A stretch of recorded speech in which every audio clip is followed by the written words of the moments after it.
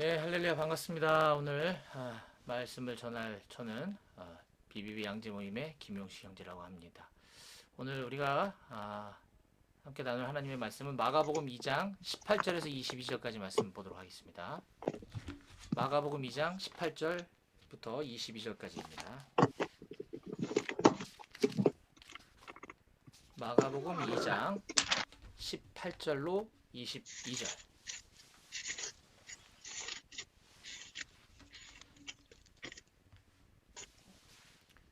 예, 찾으신 줄 알고 제가 읽도록 하겠습니다. 요한의 제자들과 바리새인들이 금식하고 있는지라 사람들이 예수께 와서 말하되 요한의 제자들과 바리새인의 제자들은 금식하는데 어찌하여 당신의 제자들은 금식하지 아니하나이까? 예수께서 그들에게 이르시되 혼인집 손님들이 신랑과 함께 있을 때에 금식할 수 있느냐? 신랑과 함께 있을 동안에는 금식할 수 없느니라. 그러나 신랑을 빼앗길 날이 이르리니 그날에는 금식할 것이니라. 생배 조각을 낡은 옷에 붙이는 자가 없나니 만일 그렇게 하면 기운 새 것이 낡은 그것을 당기어 헤어짐이 더하게 되느니라. 새 포도주를 낡은 가죽 부대에 넣는 자가 없나니 만일 그렇게 하면 새 포도주가 부대를 터뜨려 포도주와 부대를 버리게 되리라. 오직 새 포도주는 새 부대에 넣느니라 하시니라. 아멘. 오늘 말씀을 위해서 제가 기도하겠습니다. 살아계신 하나님 아버지 은혜와 사랑을 감사합니다. 오늘 월요일 우리 사랑하는 양재 공동체 우리 형제 자매님들과 함께 온라인상에 모였습니다. 아버지 우리의 이 예배와 우리의 이 모임을 주님 기뻐하여 주시고 우리가 이 시간 온전히 주님만 바라보고 주님께 우리의 모든 시선과 우리의 모든 마음과 뜻과 정성을 다 모아 주님을 기쁘시게 하는 오늘 월요 모임 될 수 있도록 도와주시옵소서. 부족한 자가 말씀을 붙잡고 섰습니다. 주님 선포되어지는 말씀이 저의 말이 되지 않게 하시고 오직 주님의 말씀만 성령님의 역사하심만 나타나는 시간 되게 도와주시옵소서. 오늘의 모든 모임의 순서를 다 주님께 맡겨드리고 감사드리며 예수님 이름으로 기도했습니다. 아멘. 아멘. 예, 오늘 경훈 형님 찬양 너무 감사합니다. 그냥 가슴이 뻥 뚫리는 것 같네 정말. 내가 진짜 우리 미정자매님 밖에서 수업 아직 덜 끝나고 소리를 못 내겠고 그냥 거의 립싱크하면서 우리 저기 진사 형제님 거기는 저기 뭐야 아파트는 아닌가 봐요. 막 이렇게 뛰셔도 되는가 봐요. 진사 형제님 이, 단독주택. 뭐라 그래야 예. 되나요? 빌라식인데요. 아, 보니까 2층에 사람들이 안 살고 있습니다. 예. 1층에 안 살고 제가 2층에 있거든요.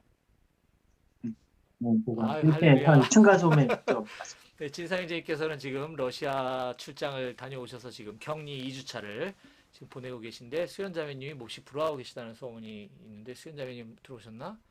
네. 이제 며칠 안 남았습니다. 수연자매님 힘내세요.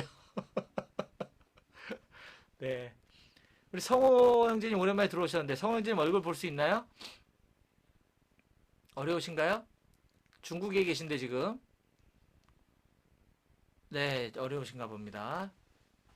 네.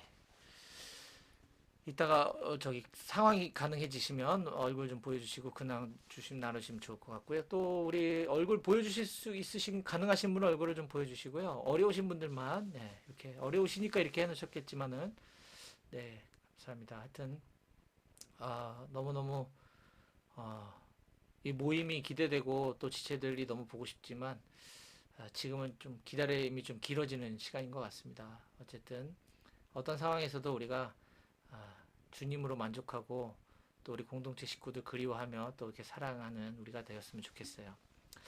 오늘 저는 이제 사복음서 연속 강의 30번째 시간인데요. 우리가 기독교에서 기독교인들이 혹은 밖에 있는 사람들이 기독교 문화를 갖다가 이렇게 관용어처럼 이렇게 자주 사용하는 문장들이 덜어 있는 것 같습니다. 그 본래의 말씀의 뜻이 어떤 의미인지 잘 모른 채 쉽게 종종 인용하는 말씀들이 대표적인 것이 바로 욥기 8장 7절에 나오는 내 시작은 미약하였으나 내 나중은 심히 창대하리라. 예, 이런 말 우리가 자주 듣고 자주 쓰곤 하죠. 특히 개업하는 데서 많이 쓰기도 하고요. 또 새로운 직장에 취업하거나 새로운 일을 시작할 때 이런 말을 많이 쓰는데 실은 그런 뜻이 아니라는 거 우리가 알고 있죠. 또 다른 성경 구절은 대표적인 예가 특히 이제 교회 안에서 수련회나 이런 부흥회 때 많이 쓰는 하박국 2장 3장 2절 말씀. 주는 주의 일을 수년 내에 부흥케 하옵소서. 수년 내에 나타내시옵소서. 이런 말씀도 사실 우리가 그런 의미로 사용되는 말씀이 아닌데 그렇게 사용하긴 합니다. 하곤 합니다.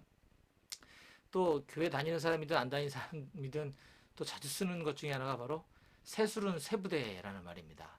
해가 바뀔 때마다 또는 뭐 사람이 바뀔 때, 조직이 바뀔 때, 뭐 이럴 때마다 또 국회의원이 바뀌고 시장이 바뀌고 뭐가 바뀌고 하면 꼭 등장하는 말이 새술은 새부대라는 말입니다. 오늘 우리가 읽었던 본문 말씀에 이제 그런 말씀이 등장하는데요. 사실은 이거는 공간복음서 마태, 마가, 누가 복음에 똑같이 나오는 본문인데 거기서 표현된 말씀은 새술은 새부대가 아니고 마태복음 9장 17절에는 새 포도주는 새 부대에 넣어야 둘이 다 보존되느니라 라는 뜻이죠. 둘이 다 보존되기 위해서 새 포도주는 새 부대에 넣으라는 거지 옛날 것 버리라는 뜻이 아니었죠. 또 마가복음 2장 22절과 누가복음 5장 38절에는 오직 새 포도주는 새 부대에 넣느니라. 약간 뉘앙스가 좀 다른 걸 알 수 있습니다. 어쨌든 우리가 이런 어떤 사람이나 해가 바뀌거나 뭔가 새로운 일이 시작되어질 때 쓰는 그런 관용어구와는 좀 사뭇 느낌이 다르다는 걸 알 수 있습니다. 자, 그럼 오늘 예수님께서 이 말씀하신 거 우리가 읽어봤는데 어느 때 왜 이런 말씀을 하셨는지 그리고 이 말씀이 지금 우리와 어떤 상관이 있는지 오늘 함께 좀 살펴보는 시간 가지려고 하는데요. 지금 오늘 본문을 포함하고 있는 마가복음, 저는 이제 마가복음 말씀을 오늘 본문으로 택했는데 마가복음 2장은 우리가 가지고 있는 성경책에 의하면 크게 4단락으로 구분이 되어 있고 거기에 각 소제목이 붙어 있습니다.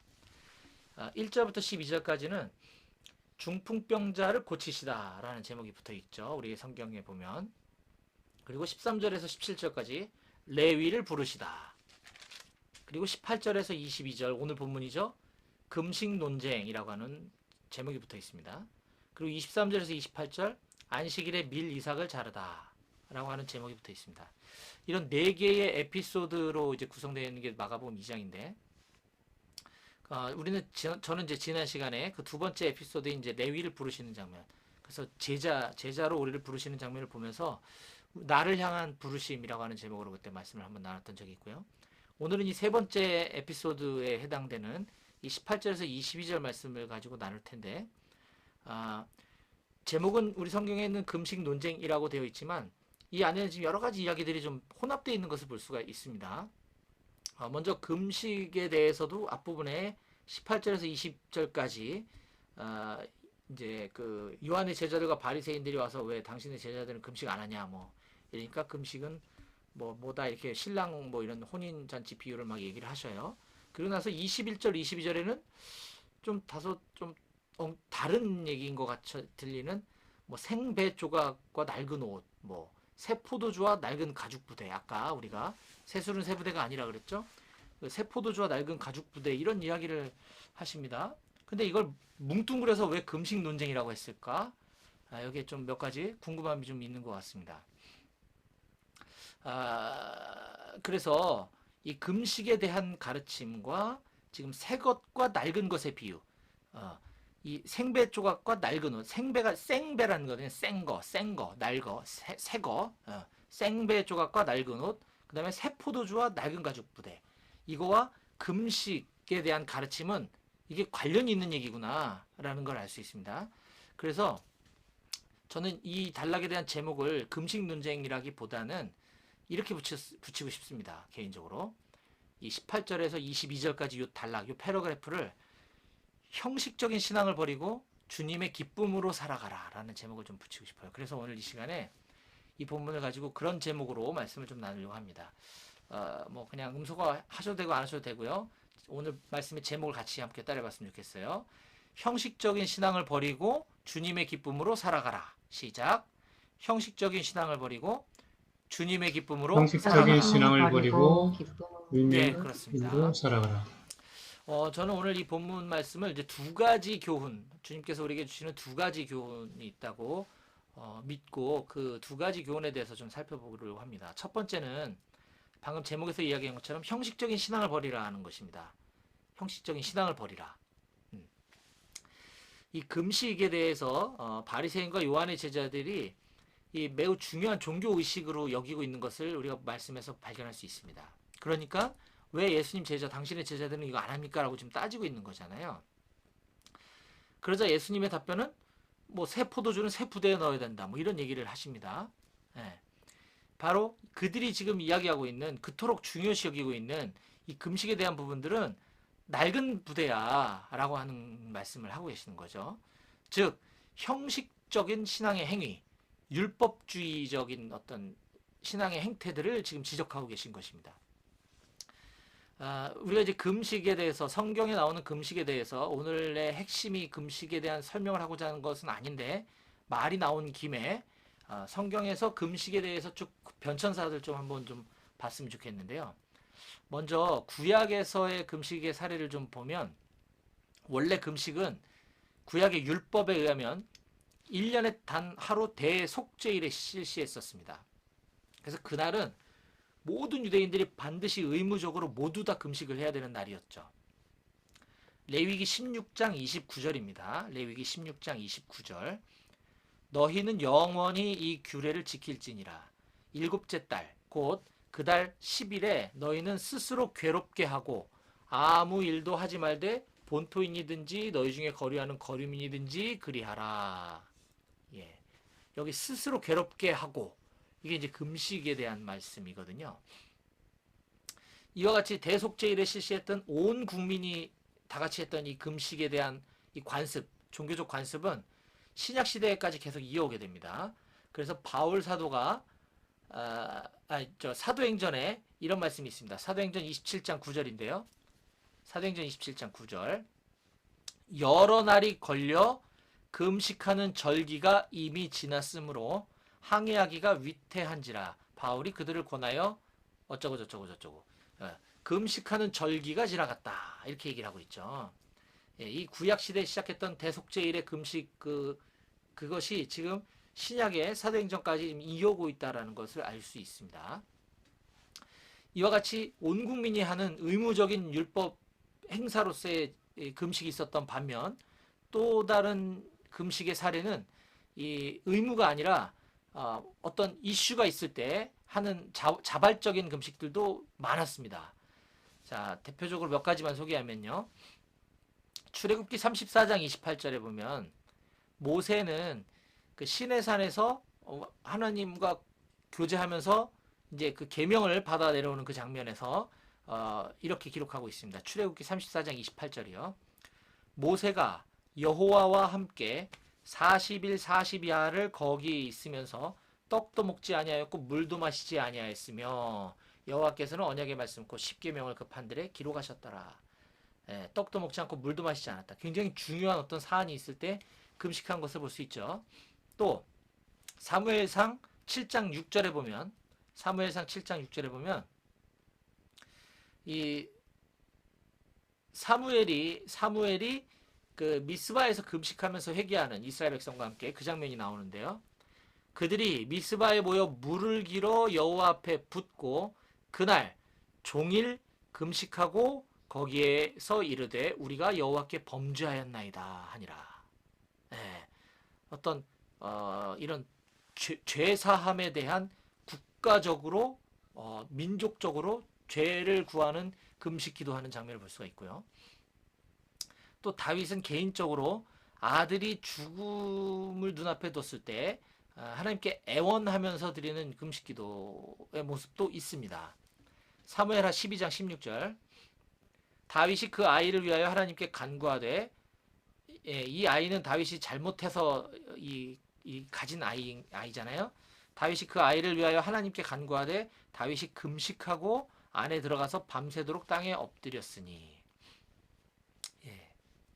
또한 에스더 그리고 요나 같은 선지자 혹은 그 에스더는 국가적 위기, 민족적 위기 앞에서 이것을 극복하기 위해서 주님의 자비와 긍휼을 구하는 금식을 선포하는 경우가 있습니다. 에스더서 4장 15절 16절인데요.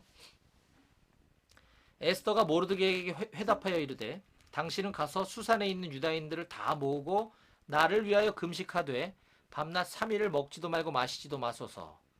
나도 나의 시녀와 더불어 이렇게 금식한 후에 규례를 어기고 왕에게 나아가리니 죽으면 죽으리이다 하니라. 요나서 3장 5절입니다. 니느웨 사람들이 하나님을 믿고 금식을 선포하고 높고 낮은 자를 막론하고 굵은 베옷을 입은지라. 7절 왕과 그의 대신들이 조서를 내려 니느웨에 선포하여 이르되 사람이나 짐승이나 소떼나 양떼나 아무것도 입에 대지 말지니 곧 먹지도 말 것이요 물도 마시지 말 것이며. 여기서는 사람뿐만 아니라 짐승, 가축들도 금식을 시켰던 것을 볼 수 있어요. 이처럼 국가적인 어떤 절기로서의 의무적인 금식이 있었고 또는 각 사안별로 자원함으로 하는 이 금식의 사례들이 있었는데 그 이후에 이제 포로기를 지나오는 동안 이스라엘 백성은 그 어떤 이 나라를 잃은 그 아픔, 그 슬픔을 회상하며 그들의 조상, 그들의 민족이 지은 죄를 회개하는 자성의 의미로 또다시 국가적으로 1년에 4번을 금식일로 지정해서 지키게 됩니다. 스가랴서 8장 19절입니다. 스가랴서 8장 19절 만군의 여호와가 이같이 말하노라. 넷째 달의 금식과 다섯째 달의 금식과 일곱째 달의 금식과 열째 달의 금식이 변하여 유다 족속에게 기쁨과 즐거움과 희락의 절기들이 되리니 오직 너희는 진리와 화평을 사랑할지니라. 넷째, 다섯째, 일곱째, 열째 달에 금식하는 날이 있었다는 얘기죠. 이러한 금식에 대한 금식은 이제 신약 시대로 넘어오면서 예수님 시대로 넘어오면서 점점 그것이 형식화되기 시작했고 이 금식하는 그 자체가 어떤 개인의 덕을 쌓는 그런 어떤 신앙의 행위로 변질되게 됩니다. 그래서 금식할 때 물론 구약에 있는 표현이지만 옷을 찢는다든지 재를 뒤집어 쓴다든지 가슴을 친다든지 기름을 바르지 않고 뭐 슬픈 얼굴을 하고 뭐 이런 것들 이런 금식 이것이 그 사람이 경건함을 드러내는 어떤 하나의 증표처럼 여겨지게 됩니다. 이사야서 58장 4절 5절인데요. 보라 너희가 금식하면서 논쟁하며 다투며 악한 주먹으로 치는도다.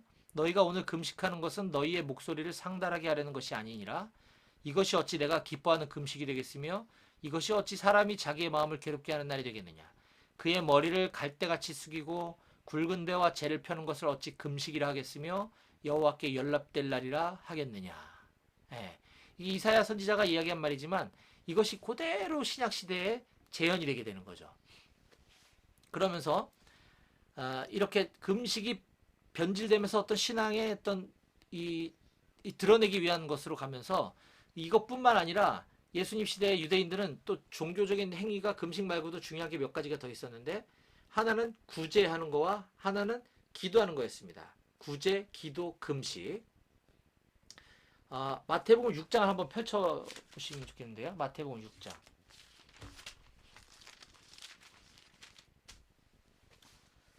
마태복음 6장은 제가 지금 지난 주일날 우리 군인교회 청년들한테 이제 온라인으로 설교했었던 본문이 이 안에 포함되어 있기도 한데요. 마태복음 6장 1절에서 18절을 보면 여기도 우리 성경이 친절하게 단락 구분을 잘 해줬어요. 1, 2, 3, 4절에 보면 구제함을 은밀하게 하라. 구제에 대해서 소개하고 있고요. 5절부터 15절까지는 너희는 이렇게 기도하라. 그래서 기도에 대해서 소개하고 있고요. 그 다음에 16절부터 18절은 외식으로 금식하지 말라 해서 금식에 대해서 예수님이 가르쳐주고 계십니다. 마태복음 6장 우리가 아는 것처럼 산상수훈의 일부분이잖아요. 예수님의 가르침 중에 매우 중요한 요소. 왜?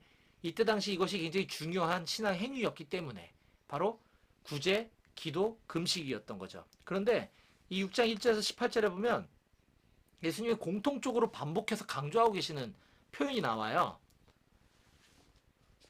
6장 1절 사람에게 보이려고 그들 앞에서 너희 의를 행하지 않도록 주의하라.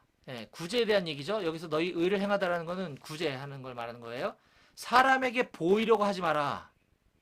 그 다음에 5절 또 너희는 기도할 때 외식하는 자와 같이 하지 말라. 그들은 사람에게 보이려고 어쩌고 저쩌고 하기를 좋아하느니라. 기도에 대한 가르침에서도 사람에게 보이려고 하지 마라. 또 16절 구제에 대해서 가르치시면서 금식할 때에 너희는 외식하는 자들과 같이 슬픈 기색을 보이지 말라. 그들은 금식하는 것을 사람에게 보이려고 얼굴을 흉하게 하느니라. 예, 사람에게 보이려고 하지 말라는 거죠. 그 얘기는 바꿔 말하면 지금 이런 행위들, 율법주의적인 형식적인 종교 행위들을 자기들의 경건함을 드러내고 다른 사람들에게 보여주기 위한 행태들이 만연해 있었다는 걸 알 수가 있습니다. 자, 그러면 오늘날 이제 다시 금식으로 잠깐 돌아와서 오늘날 우리는 어떤 경우에 금식을 하나요? 지금 구약 시대, 율법 시대부터 쭉 흘러와서 이제 포로기 지나서 예수님 시대 거쳐서 지금 이제 오늘 우리까지 왔습니다. 금식 마치 하나님께 뭔가를 얻어내기 위해서 막 단식 투쟁하듯이 하고 있진 않나요? 내가 뭔가 꼭 응답받아야 될 일이 있을 때 너무 중요해. 뭐 이게 뭐 취업이 문제가 됐든 뭐가 됐든 내가 꼭 주님과 단판을 져야 되겠다라고 생각할 때 이 금식을 도구로 사용하고 있질 않나요? 저는 그랬던 것 같아요. 예전에 종종. 예. 근데 참 감사하게도 지금 생각해보면 부끄럽게 짝이었고 참 그런데 우리 하나님께서는 정말 얼마나 자비로우시고 얼마나 은혜로우신지 그런 저의 이런 말도 안 되는 땡깡 이 단식 투쟁조차도 하나님께서는 선하게 응답해 주시고 그 기도를 통해서 제가 뭘 잘못하고 있구나라는 거를 깨달아서 깨달을 수 있도록 가르쳐 주셨어요. 정말 놀라운 것 같아요. 저는 그게 금식 기도인 줄 알았거든요. 근데 그 기도하면서 내가 잘못하고 있구나. 내 동기가 바르지 않았구나. 라는 것을 알게 되었던 거죠. 예수님 시대나 지금이나 이런 종교적인 행위들, 금식과 같은 잘못 오해하고 잘못 이해해서 사용되는 경우가 상당히 많은 것 같습니다. 오히려 바람직한 금식이란 나의 영적 상태가 좀 좋지 않을 때, 기도가 잘 안 될 때, 하나님하고의 그 뜨거웠던 그 사랑을 다시 회복하고 싶을 때, 주님과 나와의 관계가 조금 예전 같지 않을 때, 이럴 때 주님을 깊이 만날 수 있는 아주 좋은 방법인 것 같습니다. 이게 우리를 스스로 막 이렇게 힘들게 만든다라기보다는 그것들을 통해서 좀 더 우리가 주님과 우리와의 관계가 다시 좀 정렬되어지고 다시 깊은 관계로 나아갈 수 있는데 이 좋은 도구로 사용되어졌으면 참 좋겠다 하는 생각이 들었습니다. 자, 그런데 지금 다시 이제 오늘 마태복음 오늘 우리가 지금 하고 있는 게 저거죠. 마가복음이죠. 마가복음 2장으로 좀 들어오면 마가복음 2장으로 돌아오면 지금 예수님께서는 하나님이신 예수님이시잖아요. 하나님이신 그분이 이 땅에 우리 가운데 오셔서 지금 유대인들과 또 예수님의 제자들, 인간들과 함께하고 계십니다. 지금 하나님과 굉장히 가까운 거리에서 지금 마주대하고 있는 것이에요. 하나님이 이토록 사람과 친밀하게 가까이 와서 대면해 주실 적이 없었던 거죠. 지금 그런 상황 속에서 예수님께 지금 질문을 하고 대답 듣고 있는 이들은 금식할 이유가 없다라는 거예요. 지금 우리가 사랑해야 될, 우리를 그토록 사랑하시는 그 하나님이 바로 코앞에 있는데 왜 금식을 하냐는 거죠. 제가 올바른 금식은 주님과 나와의 관계가 좀 소원해졌을 때, 나의 영적 상태가 좀 메롱일 때, 내가 주님과의 사랑을 다시 좀 회복하고 싶을 때, 이럴 때 금식이 굉장히 귀한 도구가 된다라고 했는데 지금 주님이 그 앞에 계신데 왜 금식하냐? 금식이 필요 없다. 이런 얘기를 지금 하고 계시는 겁니다. 우리도 장차 예수님 다시 오셔서 이 심판과 영생을 이루어 주실 때 그때는 이제 더 이상 우리에겐 금식이 필요 없을 날이 오겠죠. 네, 이처럼 금식과 같은 종교적인 행위들 이것을 형식화 그리고 자기의 어떤 의를 드러내는 것 이런 것들을 버리라라고 지금 예수님께서 말씀하고 계시는 거고요. 또 오늘 본문 말씀을 통해서 주님이 우리에게 주시는 두 번째 교훈은 낡은 것과 새 것에 관한 이야기입니다. 낡은 것과 새 것에 관한 비유인데요. 오늘 21절에 나오는 생배 조각이란 생배라 그랬죠. 제가 생배. 아직 한 번도 사용하지 않은 배 조각을 말하는데, 이 배라고 하는 이 직물은 신축성이 매우 강해서 이걸 세탁하면 심하게 줄어드는 그 성향이 있다 그래요. 그래서 이 생배 조각을 낡은 옷에다가 대고서 기우면 이 생배가 갑자기 신축성 때문에 확 쭈그라들어서 이 옷을 찢어진다고 합니다. 21절에 지금 그 얘기를 하고 있는 거예요. 그리고 22절에 나오는 그 새 포도주를 낡은 가죽 부대에 넣지 말라는 거는, 저는 처음에 이 새 포도주를 낡은 가죽 부대에 넣으면 좀 아깝지 않아? 그래서 좋은 포도주가 좋은데 담아야지, 저는 이런 개념인 줄 알았는데 그게 아니었습니다. 새 술은 발효가 되면서 그 안에서 이제 공기가 이렇게 팽창을 하기 때문에 이 염소 가죽으로 만든 이 포도주 부대, 이 부대가 풍선처럼 이렇게 빵빵해지게 된다 그래요. 그러면 급기야는 이 새 포도주를 담았는데 이 염소 가죽이 낡은 거면 이게 빵빵해져서 터져버리는 거죠. 풍선처럼. 그렇기 때문에 결국 부대도 못 쓰게 되고 포도주도 못 쓰게 되니 새 포도주는 튼튼한 새 포도주에 담아야 된다. 이런 이제 의미인 것입니다. 낡은 옷을 옷은 낡았고 배는 새 거예요. 근데 그 조각이죠. 이걸로 부분 보수해서 부분 수선해서 입으려고 하지 말고 새 옷으로 갈아입어라. 새 옷으로 갈아입어야 된다. 이 얘기입니다. 좋은 포도주를 담을 가죽 부대가 낡았거든. 그거 붙잡고 있지 말고 집어 던져버리고 새 부대에다가 담으라는 말씀입니다. 즉 새 옷, 새 부대, 새로운 피조물, 예수 그리스도를 상징하는 것이죠. 예수 그리스도. 예. 나의 어떤 조금 부분적인 어떤 신앙적인 그런 것이 아니라 완전 예수 그리스도로 새롭게 갈아입어라. 예수 그리스도로 새롭게 담아라. 이 얘기를 하고 계신 것입니다. 새술은 새 부대에 새해가 시작되거나 새로운 인물이 뽑혔거나 새로운 조직이 꾸려졌을 때 쓰는 말이 아니라는 거, 너무 아니라는 거죠. 예. 앞에서 금식에 대한 교훈과 마찬가지로 지금 예수님께서는 낡은 율법주의, 자기 의로 신앙생활하는 이런 형식적인 신앙생활을 완전히 버려버리고 이제는 새로운 자기 의가 아닌 새로운 의가 되신 예수 그리스도로 갈아입어라. 예수 그리스도로 완전히 바꾸어 담아라. 라고 가르쳐주고 계시는 말씀인 것입니다. 말씀을 마무리할게요. 율법주의적인 신앙, 형식적인 신앙에는 기쁨과 만족이 없습니다. 의무감과 무거운 짐만 있을 뿐이죠.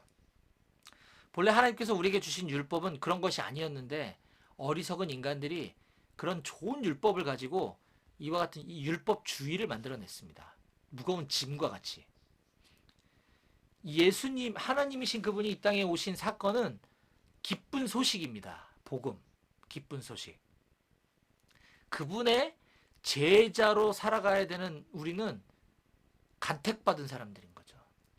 그러나 제자의 삶에는 때로는 고난과 대가 지불이라고 하는 과정도 반드시 수반되어지는 것이 사실입니다. 그렇다 그래서 그게 기쁨이나 행복과는 반대 개념이라고는 저는 생각하지 않아요. 제자가 되어지는 과정 가운데 훈련과 또 체질 개선을 위해서 어떤 경건의 습관을 만드는 과정들, 그것이 때로는 우리를 불편하게 하는 것들 있을 수 있습니다. 영적 근육을 만들기 위해서는 반복적인 웨이트 트레이닝이 필요한 것과 마찬가지죠. 저는 이것을 율법주의라고 말해서는 안 된다고 생각합니다. 이거는 형식적인 신앙 행위도 아니고요. 이건 바로 제자화의 과정인 거죠. 제자화의 웨이트 트레이닝인 것입니다. 그래서 우리 BBB 공동체의 제자화 과정이 때로는 무미건조해 보이고 형식적인 것 같아 보이고 맨날 암송시키고 큐티 몇 번 하라 그러고 모임에 지각하지 말라 그러고 이런 모든 것들이 율법주의처럼 보여질 수 있고 형식적인 것 같아 보일 수 있지만 이 과정을 반드시 통과해야 되고 이 과정을 지나고 나면 예수님만 남게 될 것이다 라고 하는 거예요. 이 과정이 지나고 나면 어느덧 예수님의 제자가 되는 그 참 기쁨을 맛볼 수 있게 된다는 것입니다. 사랑하는 여러분, 낡은 옷 벗고 새 옷 입고 싶지 않으십니까? 오래 지나서 막 신선도도 떨어지고 막 맛도 별로 없는 포도주가 아니라 새 포도주, 맛과 향이 깊은 신선한 예, 그런 포도주. 자꾸 술 생각하실까봐 제가 조심스러운데 그런 것을 맛보고 싶지 않으십니까? 예, 그분은 바로 우리 예수님이십니다. 예수님. 그 예수님이 신랑이 되셔서 결혼식에서 잔치집에 우리를 하객으로 초청해 주시는 것만으로도 감지덕지고 너무 기쁘고 너무 설레인 일일진데 그분이 우리를 신부로 불러주셨다고 하는 사실, 우리를 프로포즈해 주셨다고 하는 사실입니다. 우리가 지금 걷고 있는 이 제자와의 과정이 바로 그거라는 거죠. 그래서 그 길은 결국 주님으로 인해서 내 신랑 되신 주님 때문에 기쁘고 즐겁고 행복한 길인 줄 믿으셨으면 좋겠습니다. 우리 서로 그 길을 격려하며 응원하고 행복하게 같이 걸어갔으면 좋겠습니다. 기도하시겠습니다.